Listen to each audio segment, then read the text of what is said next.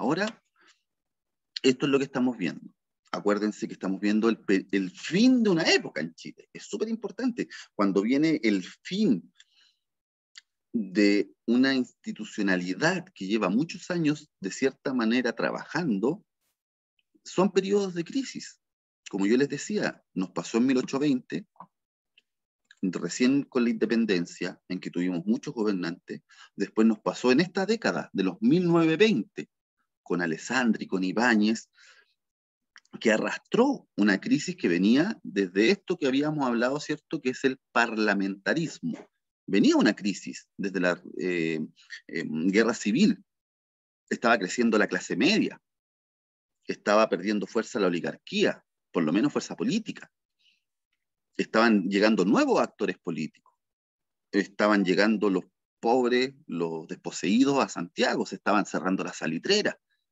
Ese era un momento álgido en la historia de Chile. Y todo lo que vino con los cambios que se producen en estos años, determinó Chile por 50 años más, hasta 1973, que viene el golpe de Estado, ¿cierto? Y después vamos a ver que después del golpe de Estado viene lo que determina Chile hasta hoy día, hasta el 2021, que se llama el neoliberalismo, el Estado subsidiario, etc. Y hoy día nuevamente estamos en una crisis sanitaria, pero también una crisis social y política importante. Por eso yo les decía que a veces la historia parece cíclica, como que cada 100 años en Chile, ¡pum!, cambios. Algo nos pasa, algo llega, algo hay que mejorar. Y bueno, en esta época, ¿cierto?, aparecen estas dos figuras principales. La semana pasada vimos la figura de Alessandri, ¿ya? Así que lo que vamos a ver hoy día es reforzar lo que yo hablé la semana pasada, y de ahí vamos a entrar directo a la figura de Ibáñez, Carlos Ibáñez del Campo, al que le decían el caballo. ¿Se acuerdan que a Alessandri yo les conté que le decían el león de Tarapacá? A Ibáñez le decían el caballo. Eran como dos animales ahí que teníamos en esa época. Pero, déjenme buscar, aquí lo tengo. Veamos un pequeño video, ¿ya? Donde podamos entender más o menos cómo se vivía en esta época, y ustedes vean imágenes de la época. Eso es importante, que se hagan la idea. Si bien son imágenes en blanco y negro, medias borrosas, obviamente la gente no vivía en blanco y negro en esa época, vivía como nosotros, pero que se hagan un poco la idea de lo que era esa época. Voy a pausar la grabación, porque si no YouTube después nos reclama derechos de autor y me baja la clase, ¿ya? Así que voy a pausar la grabación, pero ustedes concéntrense bien, por favor, en este video que vamos a ver sobre Alessandri, sobre la figura de Alessandri y los años 20 en Chile, de los años 1920. Se está viendo, ¿cierto, chiquillos? Sí, profe. Sí, profe. Vamos entonces, voy a pausar la grabación. Ahí. Ya, jóvenes, ¿ven? Ahí empecé a grabar de nuevo. Chiquillos, les voy a mandar el link de este video. Era una serie que salió el año 2000 que se llamaba Nuestro Siglo, y hablaba sobre todo lo que había pasado en el siglo XX, entre el 1900 y el 2000, más o menos. Por eso habían, si ustedes se fijaron, habían declaraciones o entrevistas, palabras de personas mayores que más o menos habían nacido en esa época, ¿cierto? Tiene 20 años el documental este que se hizo. Así que, pero nos sirve para graficar cómo se vivía en la época y lo que vimos nosotros, ¿cierto?, la clase pasada. Esta figura de Alessandri que llega desde la clase media, que coloca figuras de clase media al poder, pero que se ve enfrentado a una crisis económica por la baja venta del salitre, y se ve enfrentado a un Congreso que no le aprueba las leyes que él quería y que apoyaba a la gran mayoría de la población chilena. Así que es un Alessandri que está atado de mano en este gobierno de 1920 a 1925, y no puede avanzar. Y vienen todas estas cosas hasta que llega ese detalle, que es que los militares reclaman. Los militares, lo hablamos la semana pasada, ¿cierto? No se les estaba pagando el sueldo al día, no había jubilación para los más antiguos, no podían ascender los que venían de abajo, ¿cierto? Y el sueldo estaba estancado. Y justo se le ocurre a los diputados discutir su propio sueldo, que como decía el video, es una medida súper buena. Yo se los dije la semana pasada, los diputados y senadores tienen que tener un sueldo, porque si no, ¿quién se va a dedicar a eso? Los puros ricos. Tienen que tener para que sea de dedicación exclusiva el tema del Congreso, del Parlamento, de las leyes. Pero lo hicieron en el peor momento posible, cuando había crisis económica, cuando el país estaba muriendo de hambre, cuando a los militares no se le pagaban. Y ahí entonces aparecen los militares. Viene la renuncia de Alessandri, pero yo les conté, ¿se acuerdan la semana pasada? Que Alessandri se va a este exilio, se va a Argentina primero, en tren, en esa época que estaba el tren que unía Santiago con Mendoza, parte a Argentina y luego llega a Buenos Aires y toma un barco y se va a Italia. Y viene el regreso de Alessandri, pues chiquillos, que les conté yo la semana pasada. Y en este regreso de Alessandri viene esto, un cambio institucional absoluto. Es decir, se deroga la Constitución de 1833, imagínense, casi 100 años, ¿cierto?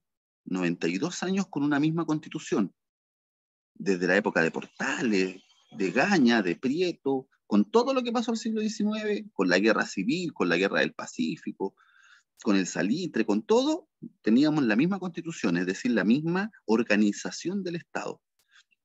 Y se cambia. Y aquí vienen los primeros grandes cambios, que son las reformas que se hacen. Primero, el Estado, que es lo que dice arriba, un rol social del Estado, el Estado, es decir, a través de los impuestos, el dinero que se recauda, el Estado tiene que estar a cargo de la seguridad social, tiene que apoyar a los más desposeídos. Eso no existía antes. Ese es el gran, gran cambio de la Constitución del 25. Tiene que proteger el trabajo, la industria, la salubridad. Se tienen que construir hospitales, se tienen que construir caminos, puentes, carreteras, conectividad. El país tiene que estar todo apoyado por la labor estatal. Eso después lo vamos a ver más adelante, va a provocar la gran crisis de los años 70, 50 años después, porque ya el Estado no pudo hacerse cargo de muchas cosas. Pero en esta época se toma como que ya, no pueden ser las personas que simplemente con su trabajo se salven solas. Tiene que haber un apoyo estatal. Y esta constitución, aparte de eso, por ejemplo, y ahí hay de la letra A hasta la G, puntos principales para que no nos metamos ahí en la parte de leer la constitución, que es una lata, pero pone fin al parlamentarismo y vuelve el sistema presidencial, es decir, dotar al presidente de un poder que pueda él, como representante del Estado de Chile, solucionar los problemas de la gente. Desaparecen esas prácticas que yo les decía que tenía el parlamentarismo, la interpelación, la censura, la clausura del debate se coloca, es decir, que ya no tengan que hablar para dilatar leyes, sino que realmente sea un trabajo eficiente el del Congreso. Sacan las leyes periódicas, a excepción de la ley de presupuesto, que sigue existiendo hasta hoy en día. En noviembre, el presidente de la República, hasta el día de hoy, tiene que enviar un proyecto para saber qué se va a gastar durante el próximo año.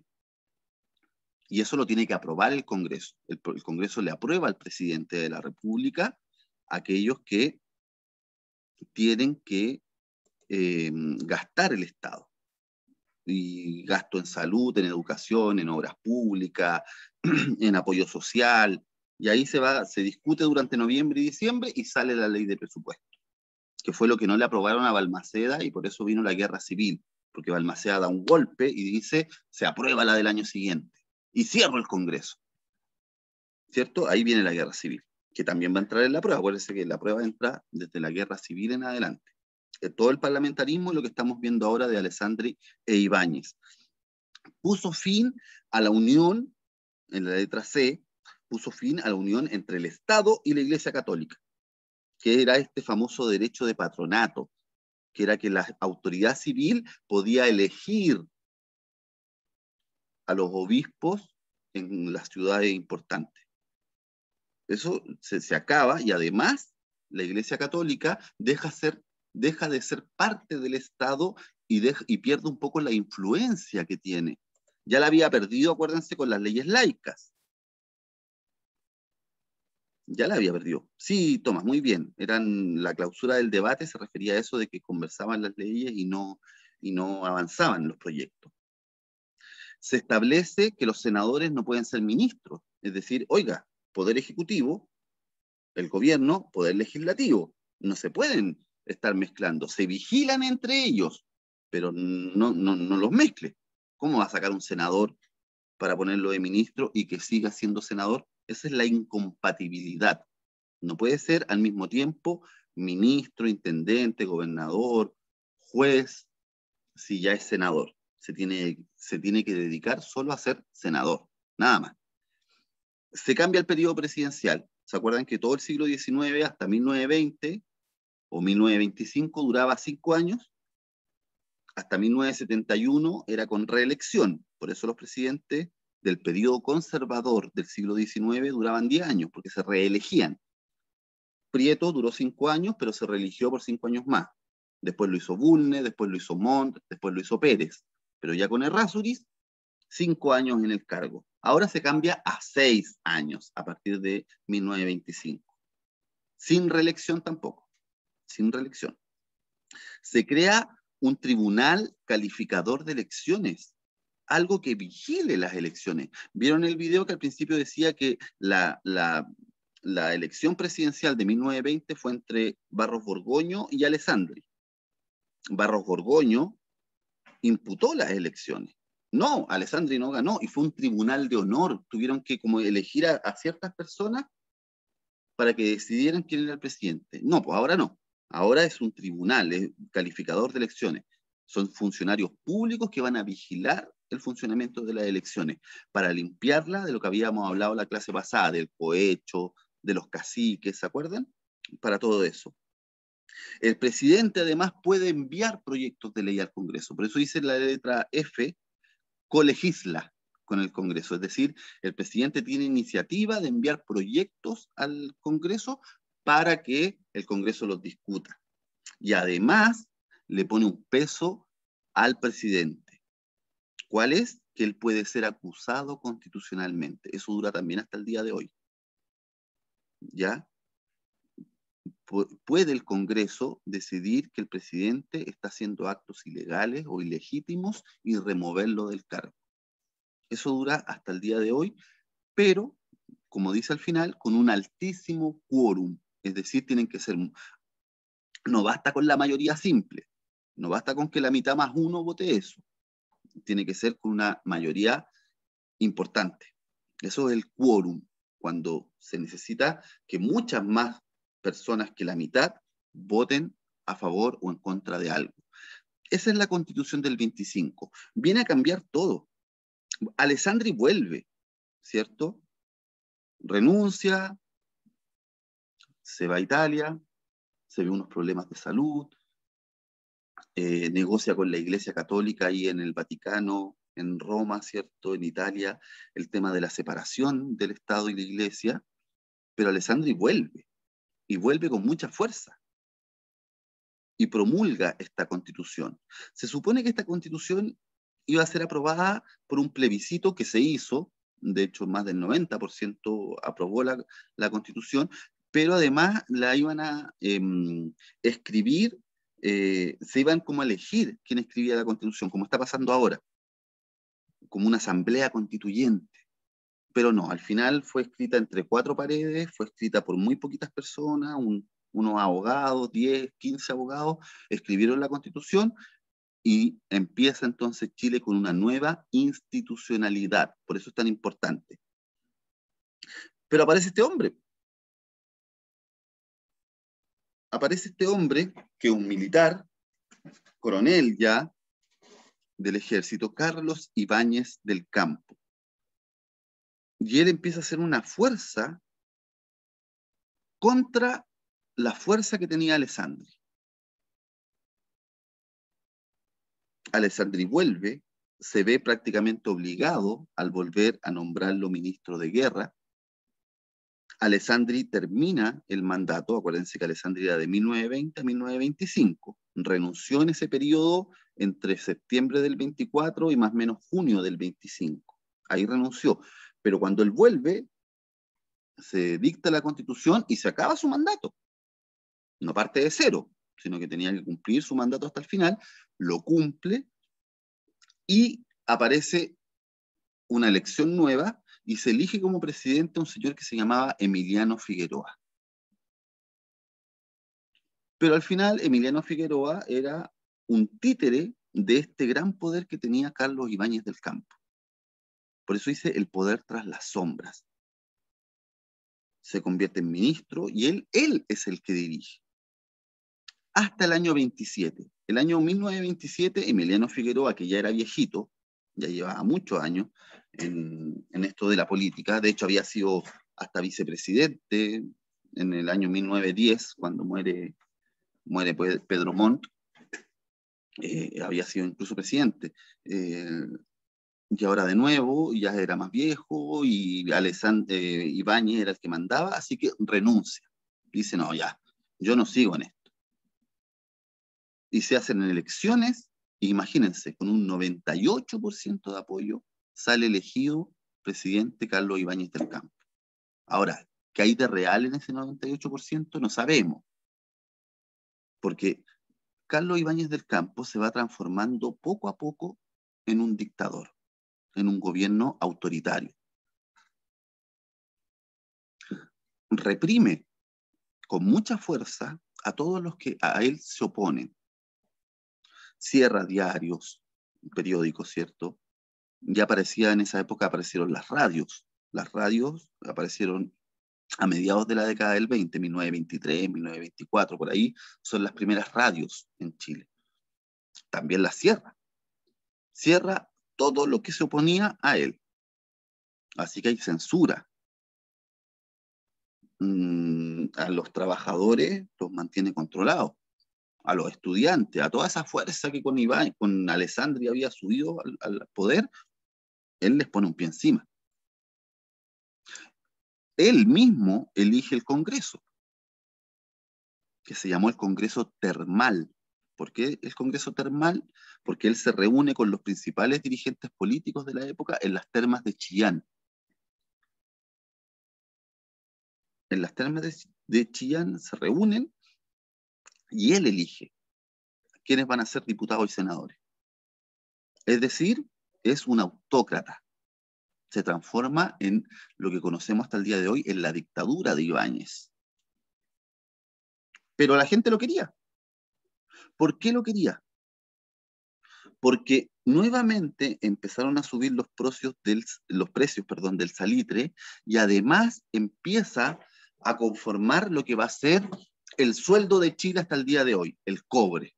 Aparece con mucha fuerza el cobre. Acuérdense ustedes que el cobre es uno de los principales conductores de electricidad. Por lo tanto, en un mundo donde la electricidad está tomando mucha fuerza, se requiere de mucho cobre.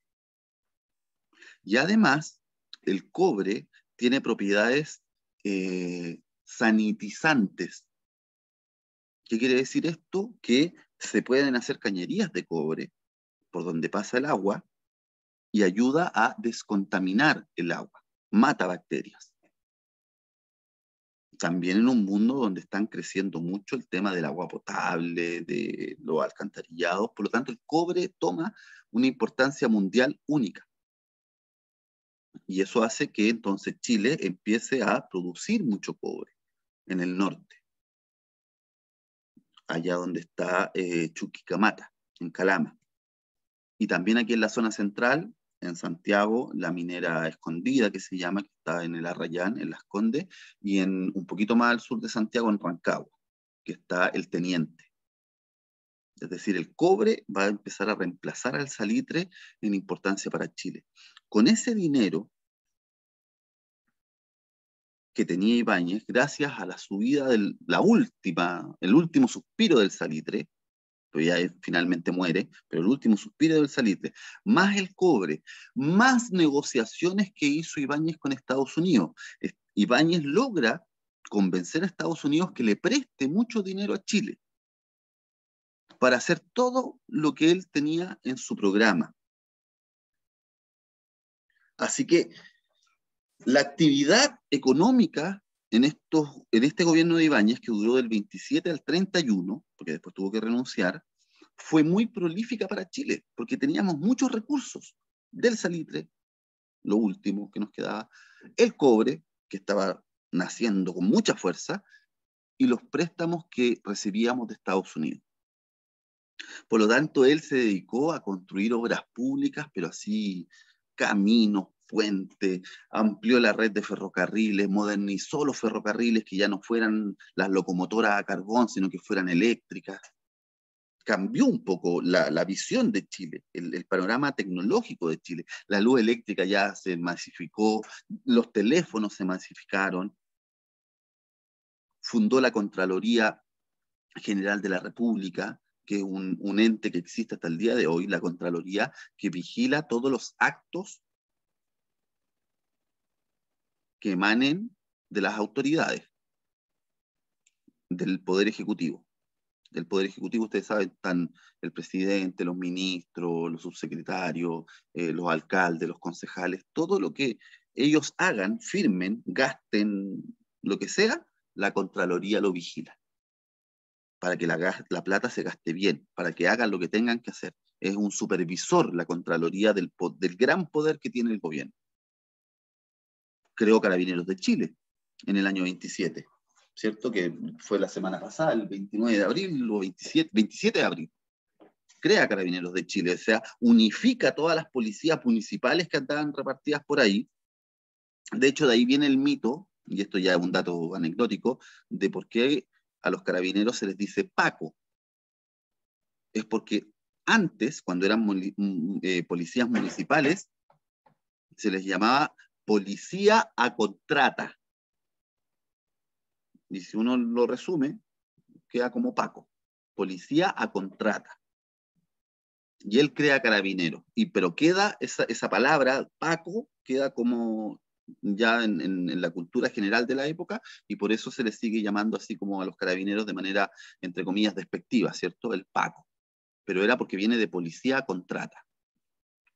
Crea la Fuerza Aérea, imagínense, ya pleno fines de años 20, años 30, ya los aviones que participaron en la Primera Guerra Mundial, ya tenemos un servicio de correo que nos une con Argentina, ya tenemos como pero era civil la Fuerza Aérea. Así que ahí viene entonces la creación de la Fuerza Aérea de Chile, de una institución que va a ser parte de las Fuerzas Armadas junto con la Marina, junto con el Ejército. Entra entonces a ser parte de los militares, de las Fuerzas Armadas, entra la Fuerza Aérea, una formación militar. Ahí entra, ahí es muy importante la figura de, ¿cómo se llama? Arturo Medino Benítez, que es el nombre del aeropuerto de Santiago, ¿cierto? Arturo Medino Benítez es como el que organiza toda esta fuerza militar que va a ser la Fuerza Aérea. Parece que lo sorprendí con el dato de los Pacos, ¿cierto? No lo tenían en su memoria, en su saber. Pero de ahí viene, chiquillo. Ahora, como les digo, es despectivo, es como un insulto decirle Paco a un carabinero, pero viene de policía a contrata, o eso es más o menos lo que nos cuenta la historia. Los mitos populares también son parte de la historia, pero el mito popular importante es eso. Paco, policía a contrata, y ahí llegan los carabineros. Ya pues, y entonces Ibáñez se empieza a endeudar mucho. Se endeuda mucho. Endeuda al país, porque ya, está bien, está vendiendo cobre, está vendiendo salitre, pero Estados Unidos le está mandando mucha plata. ¿Qué pasa? Y es lo que vamos a ver ya después de la prueba. Viene la gran crisis del año 29. En 1929, una crisis que parte en Estados Unidos, económica, deja al mundo empobrecido, al mundo entero. Estados Unidos en esta época se estaba dedicando a reconstruir Europa, estaba mandando muchos recursos a Europa por la Primera Guerra Mundial, ¿cierto? Que había quedado Europa destruida. Así que le prestaba plata a Inglaterra, a Francia, a Alemania, a Italia, a las principales potencias europeas. Y resulta que un día específico, que es el 24 de octubre de 1929, hay una crisis financiera en Estados Unidos gigantesca. Y Estados Unidos deja de prestar plata. Y al contrario, empieza a pedir que le devuelvan la plata. ¿Cuáles fueron los países más perjudicados con la crisis del 29? Alemania y Chile, porque eran los dos países que más plata le debían a Estados Unidos. Se cortan los créditos, no nos presta más plata y más encima nos exige que le devolvamos la plata. Así que viene una crisis económica en Chile, pero terrible, terrible, terrible. La peor que hemos vivido quizás hasta ahora que estamos viviendo esto de la pandemia, ¿cierto? Y la crisis social y el estallido. Pero en esa época fue terrible. De hecho, ahí es cuando surgen las ollas comunes en Chile. Ahí nace el concepto de la olla común, de que la misma gente tuvo que entre ellas arreglársela para poder comer, porque se acabaron todos los apoyos del Estado, no había trabajo, había una cesantía de más del 40%. O sea, casi la mitad del país estaba sin trabajo, no había trabajo, no había cómo generar recursos. Es una crisis económica que parte el 29 en Estados Unidos, pero a Chile llega 2 años después, porque todavía nos quedaban algunos recursos. Llega el año 31. Y en julio del año 31 vienen las protestas. Protestas como las que vivimos el año pasado o antepasado con el estallido social. Protestas de toda la gente, la clase media, las clases populares, los trabajadores, los campesinos, todos salen a las calles. En una de esas salidas a las calles, por ahí por el 11 de julio del 31, en una de esas protestas mueren 13 estudiantes. 13 jóvenes estudiantes universitarios de la Universidad de Chile son asesinados en las protestas. Por el ejército, por carabineros. Y fue tanta la presión que Ibáñez se ve obligado a renunciar. Ya no puede seguir siendo presidente. Después de haber tenido un poder, pero lo que yo les comentaba, un poder absoluto, él pierde ese poder y se ve obligado a renunciar. Así que renuncia Ibáñez, y aquí sí viene una gran crisis entre el año 31 y 32, entre julio del 31 y septiembre del 32, tuvimos alrededor de 10 presidentes de la República. Tuvimos un presidente que duró 12 días, imagínense. Es lo que se puede llamar un periodo de anarquía. No hay una cabeza visible. Se hacían elecciones, renunciaba, se elegía al presidente del Senado, renunciaba, hasta ¿cómo se llama? El presidente de la Corte Suprema, hasta un juez asumió la presidencia de Chile.